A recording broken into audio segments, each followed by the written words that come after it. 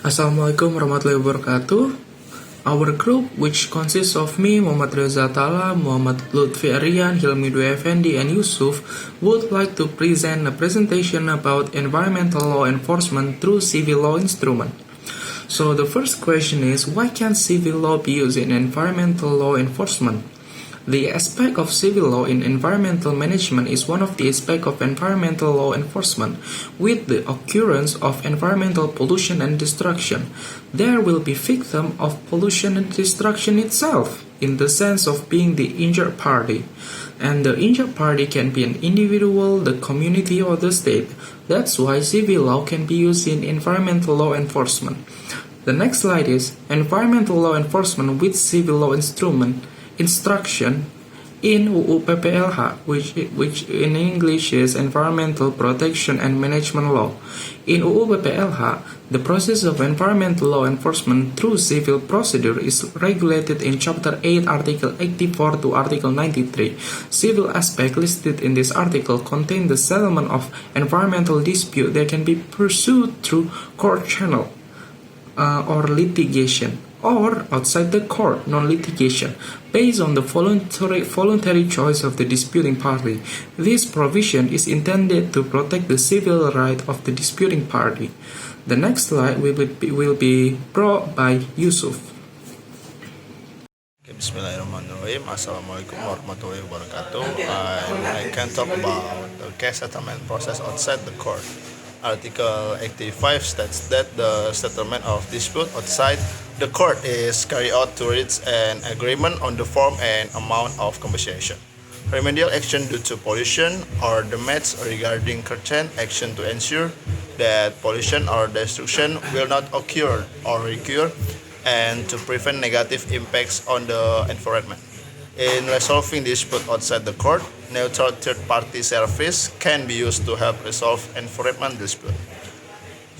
Resolution of dispute in this way is known as alternative dispute resolution, or ADR, institution or arbitration, mediation, negotiation, and conciliation, which are currently widely used by industrial in resolving environmental dispute in Indonesia, especially in cooperation agreement between investor and the community in the event of environmental pollution.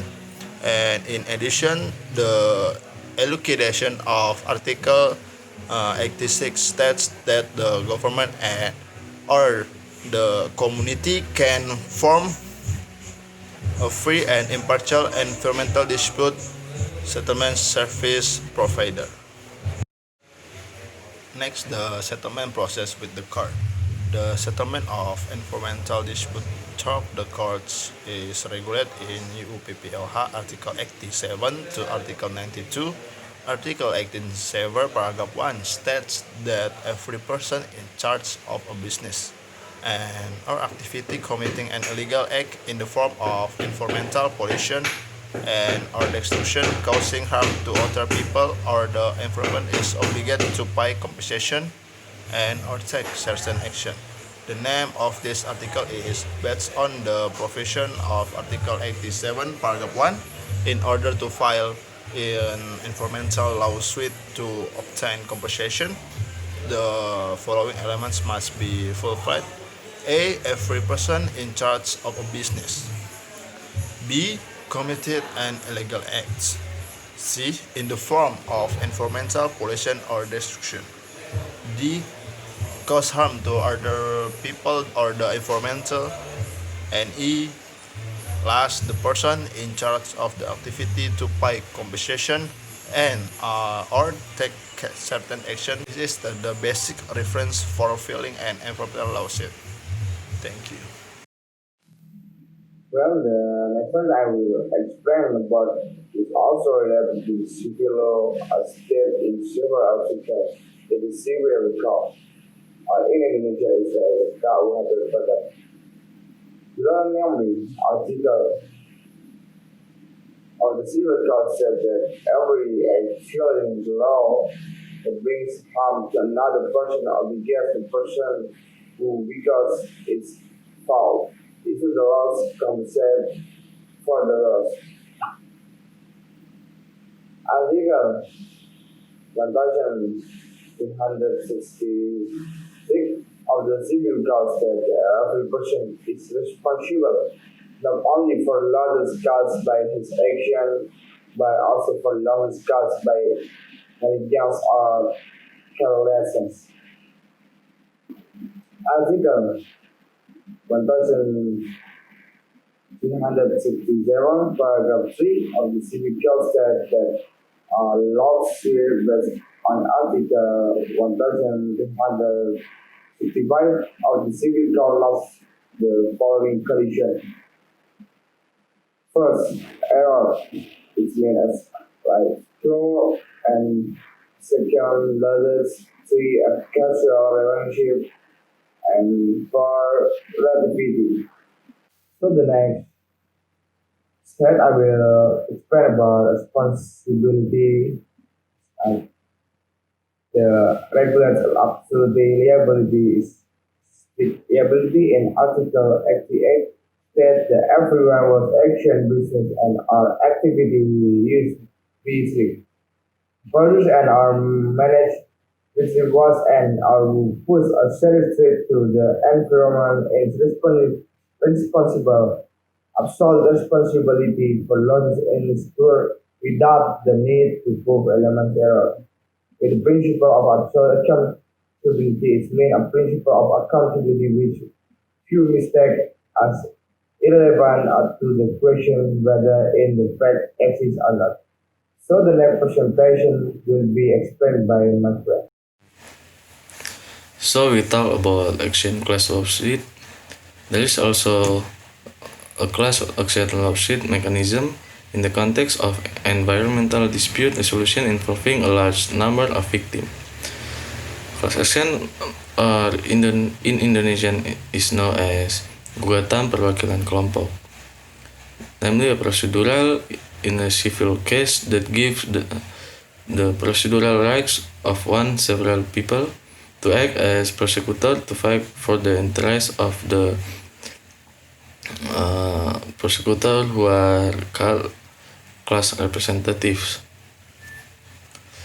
which at the same time represent the interest of many people, which are called class members, who experience the same suffering or loss. This is regulated in Article 91 of Law Number 32 of 2009 concerning environmental protection and management. So there are the elements of the class action consist of civil litigation. The class action lawsuit falls into the realm of civil law. The term lawsuit is known in civil procedural law as an action that aims to obtain protection of the rights provided by the court to avoid alienating. And second, class representative. It is one or more people who suffer losses who file a lawsuit at the same time representing a large group of people. To become a group representative is not required to have a special power of attorney from a group member. Third, class members. It is a large number of people who suffer losses whose interests are represented by group representatives in court. And there is a loss.